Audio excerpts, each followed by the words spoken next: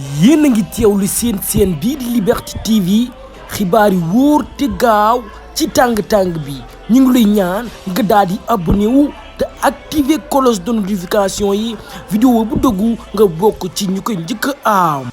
daleen ak jàmm nag mbokk yi di leen fàttali yéen a ngi safoo seen bii di Liberté TV ñoo ngi leen ñaan nga daal di abonné wu activer cloche de notification yi. ginnaaw nag moom mi di président Macky Sall ginnaaw ba mu defee ab rencontre foofee nag sa Touba si Serigne Mountakha Mbacké Al Bachir tunooni nag bay ñibbi ñooñu nga xam ne nag ñoo ñooy xale ya fa féete ak ñi nga xam ne ñoo bëgg Ousmane Sonko ñoom daal doonoon yuuxoo ki nga xam ne nag moom mooy Macky Sall naan nag libéral ki nga xam ne nag moom mooy Sonko comme ni ngeen ko gisee nag ci image yi noonu donte nag moom mi di sëñ Mountakha joxoon na ndigal nag kenn bañ a laal ki nga xam ne moom mooy Macky Sall mais nag xale ya fa nekk nag doonoon ko yuuxoo. Libérez Sonko Sonko Macky Sall libérez Sonko Abou Mariane Sonko ne nag libérez Sonko Sonko